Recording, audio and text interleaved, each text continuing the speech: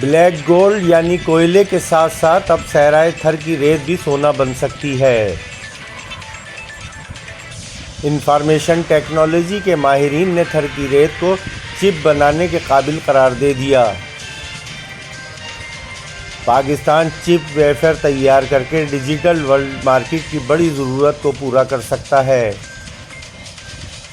Silicone چپ wafer foundry کے لیے ایک اہم منصوبہ وفاقی اور صوبائی حکومت کو پیش کر دیا گیا۔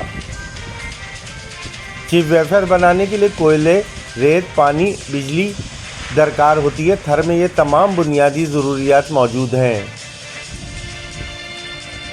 چپ ویفر فاؤنڈری کے لیے تھر کی ریت کو موضوع قرار دیا گیا ہے، جبکہ اس منصوبے پر عمل درآمد کے لیے 250 میگا واٹ بجلی درکار ہوگی، جو تھر میں بآسانی دستیاب ہو سکتی ہے۔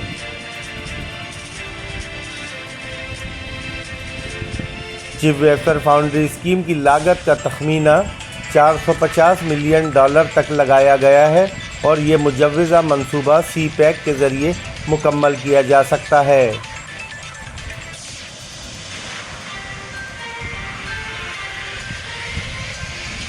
اسلام کوٹ ضلع تھر پارکر میں مجوزہ چپ ویفر فاؤنڈری کے لیے 150 ایکڑ اراضی بھی موجود ہے۔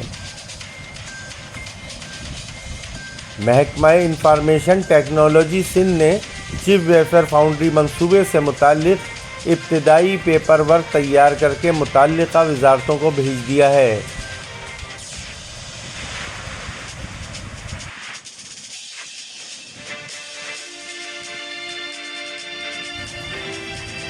پاکستان کے پاس چپ میں استعمال ہونے والی ٹیکنالوجی تو موجود نہیں، لیکن ہمارا ملک چپ ویفر تیار کر سکتا ہے۔ چپ ویفر فاؤنڈری سے زرعی مبادلہ کی بچت کے ساتھ اضافی پیداوار امپورٹ بھی کی جا سکتی ہے، جس سے خطیر زرعی مبادلہ حاصل کرنا ممکن ہوگا۔